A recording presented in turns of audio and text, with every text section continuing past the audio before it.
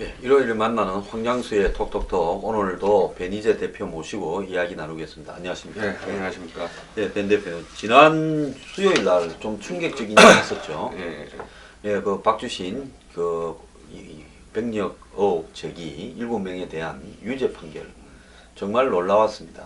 어떻게 생각하십니까?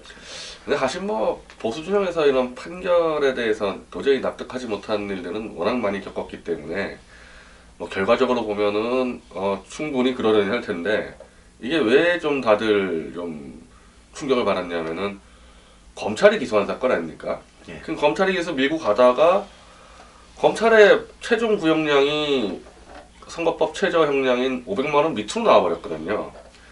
그러니 도저히 통상적으로 검찰 구형량보다 이 선고는 좀 양형이 적게 나오는 게 뭐 통상적이죠. 뭐 특별한 경우 아니면은. 그럼 그러니 검찰이 최저 형량을 했으니까 이건 더 낮춰버리면 무죄가 돼버리니까 그래서 대부분 다 무죄를 확신하다가 이번에 판사는 형량을 3배를 높여서 검찰이 500만 원 구형한 거를 선고를 1,500만 원을 냈단 말이죠. 양승호 박사에 대해서. 그래서 좀 다들 좀 놀라는 경향이 있습니다. 판사가 만약에 징역을 갖다가 5년 검찰이 기소를 해서 구형을 5년 때렸는데 판사가 징역을 갖다가 15년 때리면 아마 그 재판은 난리 나버리지 않겠습니까? 그러니까 이 판사가 이렇게 박주신에 대해서 이 병력 의혹을 제기한 그 7명의 분들에 대해서 엄연히 사실이 아닌 줄을 알면서 일부러 그랬다. 이렇게 해서 이 사람들의 재질이 굉장히 나쁘다라고 하기 전에는 그런 형량이 나올 수가 없는 거예요. 근데 지금 판사의 판결 내용을 보면 그렇게 딱 허위임을 알고 있다라고 이제 판결문에 나왔는데, 그러면 뭐 이제 양승호 박사라든지 저 김우현 치과 의사가 허위임을 알고도 주장을 했다. 아, 이거는 그분들 아직까지도 지금 그거를 본인들이 얘기하는 거 진실로 믿고 있는데, 그래서 원래 선거법 재판을 하게 되면은 설사 허위라 하더라도 이 사람이 정말 허위인지 모르고 자기는 정말 모르고 왔었을 땐 또 무죄 나올 수도 있거든요. 그런 게 있어요. 자기가 사실이라고 믿고 했다면 그것이 명예훼손이거나 허위사실 유포로에 해당된다 하더라도 당사자가 사실의 일학은 확신하에서 했다면 그건 무죄다. 이렇게 보통 판결이 나오죠. 그런데 저 사람들이 이미 거짓인 줄 알면서 누구 하나를 죽이려고 했다. 의사가 대한민국에 그렇게 할 일이 없어서 허위로 그 선거판에 끼어들어서 음해하고 다닙니까? 그게 이제 낙선의 목적이 있었다 그러는데, 그 양승호 박사가 문제제기한 게 2012년 5월부터 문제제기했는데 2014년 그 서울시장 선거에, 그러니까 주로 이제 선거법 재판에서 이제 중형이 떨어지는 경우는 아무것도 안 하다가 갑자기 선거 때 확 튀어나와가지고 지르고 빠지는 사람도 있거든요. 그러니까 선거 일종의 음해꾼으로나 안 그러면 사주 받아가지고 어디서 돈 받고 하는 그런 사람들이. 그래서 그런 사람들이 주로 이제 이 고의성 인정돼가지고 좀 중형을 받는데, 양승호 박사는 선거 한참 전부터 그걸 주장해 왔는데, 그러면 그 주장하는 거를 선거 때라고 안 해야 되느냐. 그래서 사실 지금 좀 납득할 수 없는 여러 가지 판결문 내용이 있고요. 근데 또 문제가 되는 거는 지금 양 박사나 김우현 치과 의사나 본인들의 전문성을 갖고 사진을 가지고, MRI와 엑스레이 사진을 가지고, 양 박사는 허리를 보는 거고 이제 김우현 원장은 치아를 보는 건데, 사진을 보고 문제제기한 거거든요. 이건 절대 20대일 수도 없고, 저 치과 쪽도 그 근거가 제시됐습니다. 이 사랑니 형태가 이건 도저히 20대일 수가 없다라는 게 제시됐는데, 뭐 아말감인가 하는 이런 거의 뭐 저소득층이 이용하는 그런 치료를 했고 너무 치아 상태가 안 좋다. 이것은 도저히 뭐 저런 상류층의 자제로서 할 일이 아니다. 이런 내용도 있더라고요. 네, 그런 내용이 있는데, 그러면은 이분들에게 유죄를 선고하려면은 이분들이 얘기하는 의학적 판단이 잘못됐다는 것을 검찰과 이제 재판부가 입증을 해야 되는데, 뭐 양 박사 주장에 대해서는 막 검찰이 반박을 많이 했어요. 그러니까 뭐 의견이 엇갈리고, 감정단도 3대3 엇갈리지 않았습니까? 이 의사, 저 검찰 쪽과 변호인 쪽이. 근데 치아에 대해서는 단 한 번의 반박이 나온 적이 없어요. 그 사랑니 형태 등등 대해서 그러고, 그 박주신의 주치 치과 의사라는 문준식 씨가 이 재판에 나와서 어디를 어떻게 치료했는지도 막 모르고 막 해롱해롱 거렸는데, 이분이 근데 그 재판부에서는 치아가 박주신 것이 맞다. 근거 없죠. 어떻게 합니까? 판사가 치아가 박주신 게 맞다는 걸. 치과 의사는 자기가 치료한 기록을 남길 때 어떤 사람의 위쪽, 아래쪽 몇 번 치아를 어떻게 고쳤다 이렇게 기록을 남기기 때문에 이런 중요한 그런 어떤 박주신 문제에 있어서 담당 치과 주치의가 이 어디를 갖다가 자기가 치료했는지 그것도 헷갈리면 말이 안 되고요. 유병헌 사건 때 유병헌이 순천의 그 산에서 시체로 발견됐지 않습니까? 그때 치과의사 몇 분이 저한테 자료도 보내오고 또 공개적으로도 이야기한 핵심이 뭔가 하면 죽은 사람의 이빨 상태가 유병헌 같이 전속 치과 치료 시스템을 갖추고 의사를 밑에 많이 거느린 그런 어떤 상류층 인사가 가진 이빨 상태로 보기 어렵다. 면서 그때 이 의혹을 제기한 내용이란 말입니다. 그렇기 때문에 박주신도 마찬가지로 그 치과 의료 부분이 제일 정확하다고 사람들이 이야기하더라고요. 근데 그 부분에 대해서 반박도 못하면서 유죄를 때렸다. 참 말이 안 되고. 그 다음에 여기서 중요한 것은 적어도 재판부는 이 사람들에 대해서 처음에 이제 고소를 해서 시작이 된 거 아닙니까? 박원순 쪽에서 선거를 갖다가 방해하려고 이 사람들이 엄해를 하고 있다. 그러면 고소를 한 사람이 자기가한테 제기되고 있는 허위사실 유포에 대해서 입증할 책임이 있잖아요. 근데 아들을 정인을 채택을 했음에도 불구하고 결국 아들이 오지 않았지 않습니까? 그리고 아버지가 그 아들의 연락처에 대해서도 협조를 제대로 안 하지 않습니까? 그러면 본인이 본인의 억울함을 벗기 위해서 노력을 안 하는데 이 본인에 대한 이 박원순 부자에 대한 의혹을 제기한 사람들을 처벌을 할 수 있느냐, 허위사실이라고. 그 부분에 대해서는 어떻게 생각합니까? 일반인이었으면 택도 없죠. 일반인 뭐 저 같은 사람이 누가 나의 명예훼손해서 고소를 했는데 제가 뭐 명백한 증인이 있어요. 저희 입증할 수 있는. 근데 그 증인을 출석 안 시키고 저 사람을 처벌시킬 수 있다? 이건 일반인이면 어림도 없는 일이죠. 그것도 다른 사람도 아니고 부자 관계인데 아버지가 아들을 갖다가 데리고 가서 재판정에 이 협조도 안 해주면서 그걸 갖고 남들을 갖다 7명을 갖다가 유죄 판결을 때린다? 사실 선거법으로 이게 유죄 판결 받는 게 적은 일이 아니죠. 저분들이 만약에 출마하려면 이제 100만 원만 100만 원 넘어가면 선거권이 박탈되기 때문에 지금 7명 전원이 선거권이 박탈되는 상태거든요. 그게 참 선거권도 그렇고 비선거권도 그렇고. 아 그렇죠. 예, 100만 원. 투표도 못 합니다. 이게 완전히 이제 이 국민으로서의 가장 중요한 권리를 박탈시키는 거죠. 그러니까 선거법은 100만 원 이상만 나와도 굉장한 그 명예훼손하고는 비교가 안 되거든요. 이 처벌 자체가. 근데 이제 이 판결문을 보면은 참 그 한 1년 반 동안 뭐 수십 명의 증인을 왜 불렀는지 모를 정도의 판결문인데 그 증인을 불렀을 때 진위 논쟁에 대해서 사실은 이걸 다 판단 내려줘야 되는데 그런 거 하나도 없고 그 박원순 시장 논리와 똑같습니다. 국가기관이 여러 차례 검증한 거여서 이걸 그대로 뭐 믿어야 된다. 그러니까 이분들이 제기한 것은 사진 가지고 의학적 문제를 했는데 이거는 판단에서 완전히 빠졌어요. 완전히 빠져버리고 국가기관이 그러니까 이게 재판을 도대체 1년 6개월 동안 왜 했는지 모르겠는 이런 일이 이제 벌어진 거죠. 지난주에 화수목 아주 센 거 맞았죠. 화요일날 김현무죄, 수요일날 박주신, 박원순 부자성, 목요일날 박지원 내법원 무죄.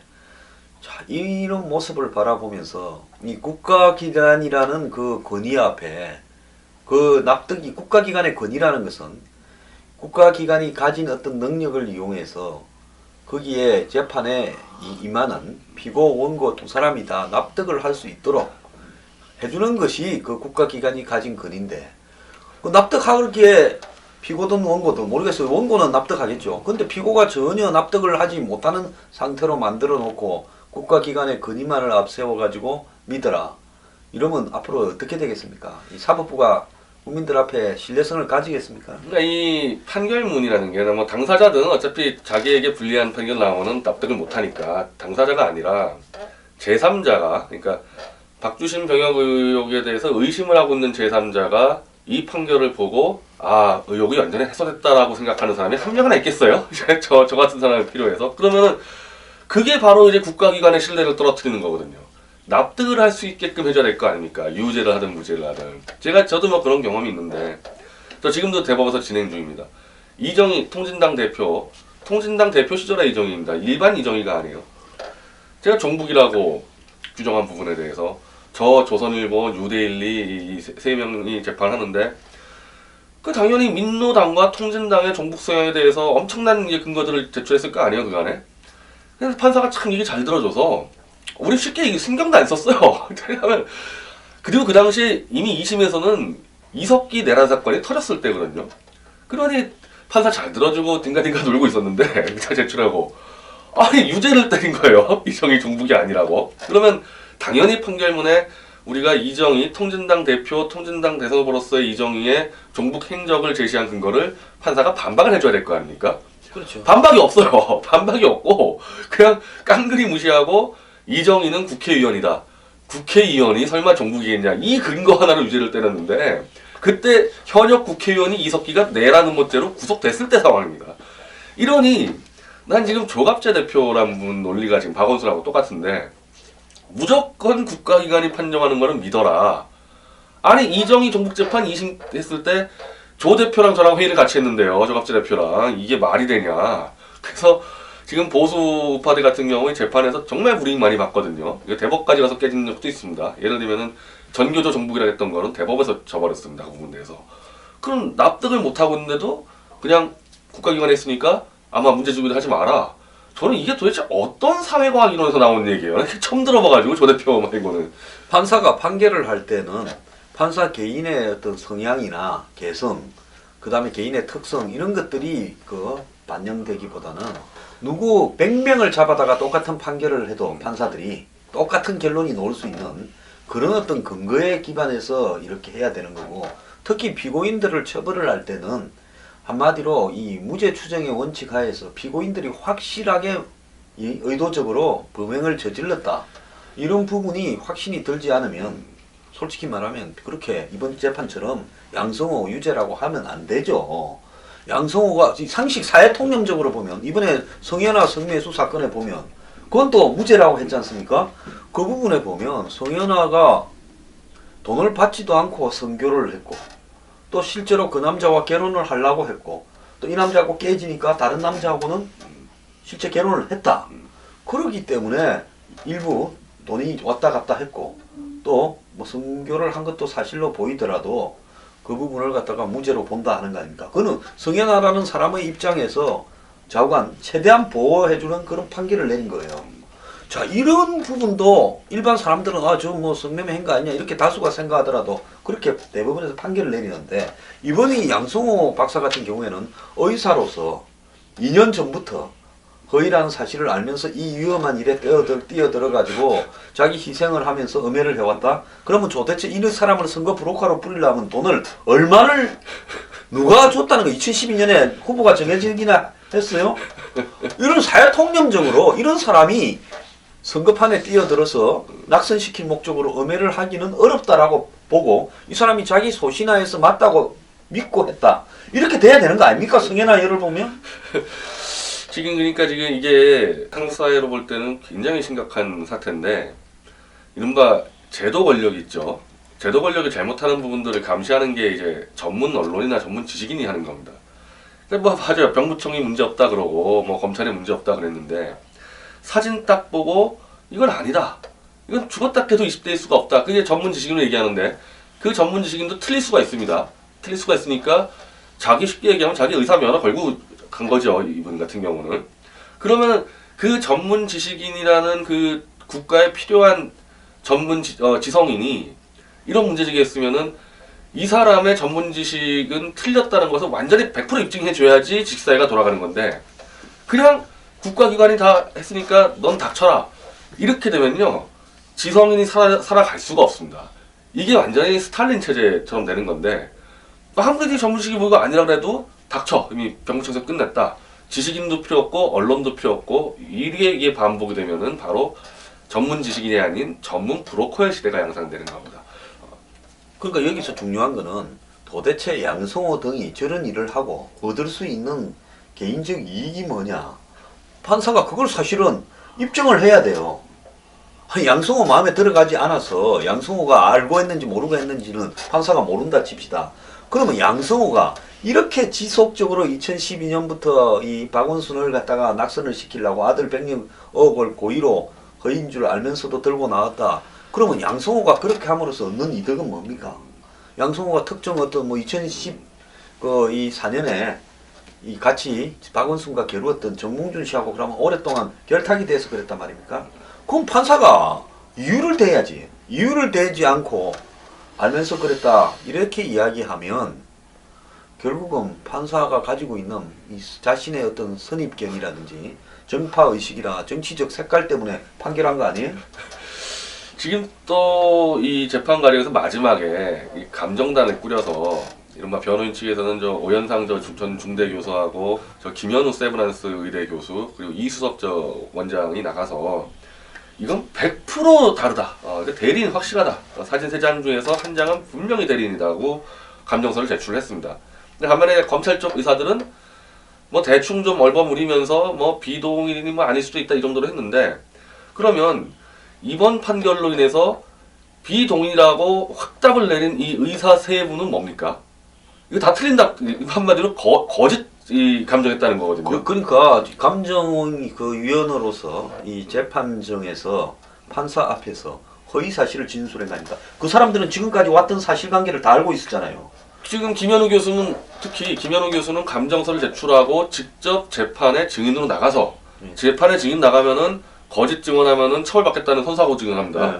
그러면 이 사람이 한 감정하고 증언이 다 거짓말이라는 얘기인데 이분들의 명예는 어떻게 되냐? 이 세 분 의사들의 명예는. 그러니까 의사 세 사람이 지금까지 벌어진 양측의 공방전을 다 알면서 이분 세 분이 양성호 박사보다 더 많이 아는 것도 아니잖아요. 네? 그러니까 양성호 박사 아는 지식 다 알고 있고 그럼에도 불구하고 예를 들어 그렇게 재판정에서 정언을 했는데 그러면 양성호 박사가 허위인 줄 알면서도라고 이야기했다면 이 사람도 이 사람들도 이제 허위임을 알면서 거짓 증언하게 되는 거짓 증언이 되는 거죠. 자, 도대체 판사가 어떻게 이런 결론을 내릴 수 있느냐 이해가 가지 않는데 그럼 이 사건의 지금 그 당사자들 양성호 박사 뭐 차기한 변호사 이런 분들 좀 만나 보셨어요? 뭐 대충 뭐 SNS로 좀 의견들은 좀 교환했는데 이게 이렇게 돼버립니다. 이게 쉽게 하면은 양성호 박사는 부산에서 이제 이른바 평생 영상 사진만 판독하는 의사고 김우현 치과에서는 대구에서 개업이 치과 의사인데 그러니 무슨 뭐 서울시장 박원순 낙선시키러 부산하고 대구의 시민이 그렇게 뛸 이유가 없는데 전혀 이분들이 정치 인맥도 없고 저 의료계 권력적도 워낙 먼 사람들이고 자기 일만 묵묵히 한 사람이에요. 근데 반면에 이번에 검찰 측 이 의사, 그러니까 박원순에게 유리한 증언한 의사들은 이른바 서울대 의대 인맥으로 좀 많이 얽혀 있고 이런 사람들인데 그냥 판사가 의학적 판단도 없이 이 사람들의 손을 들어준 거 아닙니까? 의학 지식까지 붙었는데 그냥 판사가 이 사람들이 많이 맞다. 너희 틀렸다 그러지 않았어요? 이분들에 대해서는? 그럼 어떤 고민을 하겠어요? 내가 평생 이 연구만 하고 이렇게 해서는 안 되겠다. 여의도 좀 다니고 우리도 권력자 좀 만나고 해야 되겠다. 그렇게 생각할 수밖에 없어요. 그러니까 제가 아까 말씀드린 게 이게 반복이 되면은 전문 지식인은 죽고 여의도 바닥에서 술이나 같이 먹고 다니는 전문 브로커의 시대가 온단 말이죠. 근데 이 일에 내가 판결이 일어나는 과정들을 쭉 보면서요 뭔 생각이 들었는가 하면 이런 생각이 많이 들었습니다. 지금 이 일에 만약에 조중동이나 주요 언론들, 공중파를 비롯해서 언론들이 처음부터 계속 보고 있었고 그 다음에 이 일에 정치권이 굉장히 화제가 돼가 정치권이 집요하게 여야로 나누어서 이 문제에서 쪼고 있었다면 판사가 저런 식의 판결문을 쓰거나 저런 식의 구형보다도 3배가 많은 이런 판결을 하지 못했을 거라고 봐요. 근데 이 일에 지금 문제를 제기하는 한 축들의 당사자들은 그야말로 아스팔트 보수거나 뭐 순수하게 자기 개인적인 양심에서 문제를 제기했던 이런 사람들이다 보니까 이거는 깔아뭉개고 가도 별 문제가 되지 않겠다라고 그 배경을 봤기 때문에 그런 판결을 한 게 아닌가 이런 생각합니다. 제가 그 의협투 의사들하고 이제 간담회를 할 때 제가 이제 이런 얘기를 했는데 이게 지금 상대가 일반인이 아니고 서울시장이고 서울시장 되기 전에 이미 좌익 제야를 다 건설한 그 정도의 막강한 권력자와의 싸움이기 때문에 이거 필연적으로 정치 투쟁으로 가게 됩니다. 그랬더니 이제 의사들이 왜 의학적 진실 문제를 왜 정치 투쟁이라고 보냐 이렇게 하는데 지금 와서 보십시오. 맞죠? 법사위에서 이것만 지속적으로 했었으면요. 검찰에 지금 박주신 병역비리로 1021명의 시민들이 고발해 놓은 건이 있습니다. 법사위에서 한 김진태 의원 초선이잖아요. 이 정도 가지고 안 되고 최소한 여당의 3선권 이상 의원 한 2-3명이 빨리 수사해서 데려와서 빨리 밝혀라. 지금 얼마나 이게 지금 국가적인 혼란을 초래하냐. 그것만 3-4번씩만 하고 있었어도요. 분위기 완전 달라지죠. 그러니까 보수라고 같은 보수가 아닌 게 지금 새누리당이 만약에 이 문제에서 처음부터 당론을 가지고 이 개입을 해서 이 문제를 집요하게 파고들었다면 결론은 이렇게 절대 안 났습니다. 다만 새누리당이 자기들도 새누리당 안에 이 아들 병력 문제, 본인 병력 문제에서 심각한 문제들이 있는 사람들이 많은데 이 일에 뛰어들었다가 나중에 불똥이 저들한테 튈까봐 처음부터 뭐 아주 소수 몇 명만 그냥 잠깐 이야기하고 말한 거지. 이노근, 김진태 의원 2명인데 네. 초선에 힘없는 의원 둘이서 뭐 좀 물어본 거 가지고 되겠어요. 이건 당 한 중진급들이 나서줘야 되는 거거든요. 이 정도 사건은. 그러니까 이 사건의 결론이 이렇게 난 것은 결국 우리 보수에서 표만 가져갈 줄 알았지 교수를 포방하면서도 이런 이 첨예한 현안에 있어서 나서지 않는 새누리당의 형태 또 정권에 있는 이 많은 우리 고위 관료들의 형태 이런 것들이 결론을 이렇게 냈고 또 기회주의적인 보수 언론이 이 사건을 애초부터 박원순이 이기도록 만들어간 부분도 있다고 봅니다.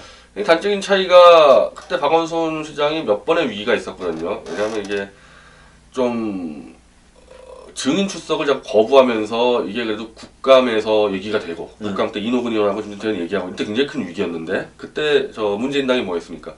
박원순 지키기 특별위원회 구성하지 않았습니까? 그래서 이거 건드리면 너희 다 죽어 이렇게 둘러싼 거예요 권력자들이. 그래서 새누리당이 뭐 했냐는 거예요 그때 반대로 박원순 진실규명위원회 만들어가지고 4성급 위원회 위원장 맡아보십시오. 이렇게 함부로 못하죠. 지금은 뭐 제가 볼 땐 정말 이정희 정북 판결하고 유사한 판결이 나왔는데 말도 안 되는 판결이 나왔는데 뭐 판사가 뭐 그런 생각을 하는지 모르겠지만은 일단 저런 판결을 해봐야 해도 뭐 뉴데일리나 우리 신의 한수나 얘네들밖에 없으니까. 그럼 뭐 기껏해야 한 정도 안 되는 아스팔트 보수는 뭉개고 가도 되고 만약에 정권 교체가 될 가능성도 높고 이런 상황에서는 판사가 이 판결을 어디로 자빠져야 유리할지는 생각하기가 쉬운 그런 그리고 상황이에요. 이것도 있습니다. 이 미래한국의 한정석 편집위원이 얘기를 하고 있는 건데 이게 만약에 병역비리라 그러면은 브로커 개입한 사건인데 그 브로커가 박원순 서울시장의 아들 정도로 했으면은 얼마나 많은 권력자들을 다뤘겠냐. 사실은 이게 박원순 파워 플러스 고위층을 다 휘두를 병역 브로커 파워가 겹쳤을 거다 이거는. 절대 이게 쉬운 싸움이 아닐 거라고. 예, 그래서 지금 결국 우리 사회에 깊숙한 최상류층 고위층들이 엮여 있기 때문에 지난주에 그것이 알고 싶다에서 한번 보세요. 성상납 연예인, 이 재벌, 그 다음에 정치인 이렇게 연루된 브로커들에 의한 상납 그렇게 세세하게 다 깠는데 지금 수사도 착수 안 되고 있잖아요. 결국 이걸 보면 그거하고 이 고위층의 병력 문제하고 똑같은 거라고 봅니다. 근데 만약에 이게 박원순이 아니라 예를 들면 한번 김무성이었다. 그러면 좌익들이 들고 일어났을 겁니다. 그러면 그건 풀려요. 그거는. 근데 하필이면은 좌익 세력의 이 거의 수장급이다 보니까 원래 이런 거 비리키는 건 좌익 전문인데 여기가 또 다 침묵하니까 정말 힘없는 아스팔트 우파 소수가 움직이니 정말 이게 지금까지 계란으로 발을 치고 있었다는 거에 드러난 거죠.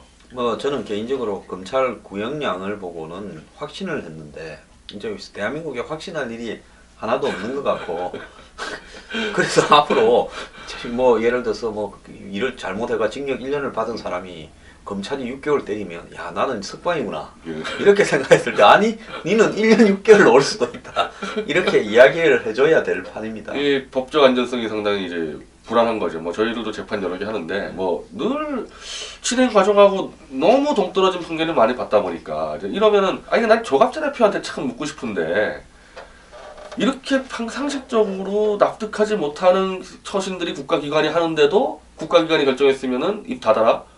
정말 이게 정말 이게 보수주의 맞습니까? 하는 기분이 보수주의 앞서서 얘기하는데 어느 보수 이론에서 이런 게 있는지 좀 한번 좀 근거를 제시해 줬으면 좋겠어요. 항상 국가라는 기구는 이 권력을 앞에 세워서 법적 안정성을 갖다가 유지하기보다는 해치기가 더 쉬운데 그런 부분을 국가기구라는 이름 하에서 다 믿어라라고 이야기하면 어떻게 되겠어요? 그래서 제가 볼 때 이 그분은요 지금 잠시 이겼을지 모르지만 이 사건은 결국 오래 가면 이길 수 없습니다. 지금 우리 고소한 부분이 있잖아요. 검찰이 이제 수사를 해서 본격적으로 이번엔 박원순이 고소를 한 부분이고 방어건이었고 이제 공격건이 수사에 착수돼야 되는 거 아닙니까? 좀 빨리 수사 안 하면 그러니까 이게 또 문제인데 수사를 지금 검찰이 해야 되는데 검찰이 이 박원순 정도의 이 사람 수사하려면 여당이 움직여야 돼요. 여당이 들어놓여 있으면은 검찰이 그냥 들어놓고 그냥 조사 안 하고 혐의 없으면 이렇게 때린단 말이죠. 이게 권력자하고 싸우기 때문에 이건 권력 투쟁일 수밖에 없는 거고 이게 뭐 나중에 우리 다음 방송 때 얘기했지만 이게 총선에 워낙 중요한 문제가 있습니다. 이대로 새누리당 이대로 가면요 영구 미제 사건으로 가는 겁니다. 영구 미제 사건 가고 지금 이제 박원순 시장이 뭐 우리 이제 병구청도 막 가처분 소송을 내는데 정말 수백 명, 수천 명 사람들이 소송으로 져가지고 막대한 피해가 벌어질 수가 있는 거죠 현재 보수 진영에서. 자, 근데 지난번 대선 때 제가 특정 그 대선 후보를 검증하겠다고 나섰는데 참 새누리당 의원들 보고 제가 기자회견 좀 하라 하니까 아무도 제대로 안 하려고 합니다. 이 사람들요 지금 개헌해가지고 이원집정부제 개헌을 해가 대선이 없다고 생각하는 것 같아요. 그러다 보니까 내년에 만약에 대선이 있다고 생각을 하면 지금 이 문제를 얼마나 열심히 자기들이 뛰어들어야 되겠습니까? 참 한심한 사람들입니다. 뭐 이번에 결과는 이래 됐지만은 갈 길이 머니까 길고 짧은 거는 좀 재봅시다. 뭐 이런 일 한두 번 겪는 게 아니니까 뭐 최소한 저희 경북청은 뭐 용기를 잃는다거나 이거를 포기한다거나 그런 거는 없을 겁니다. 예, 그동안 수고하셨습니다. 또 새로 출발합시다. 네.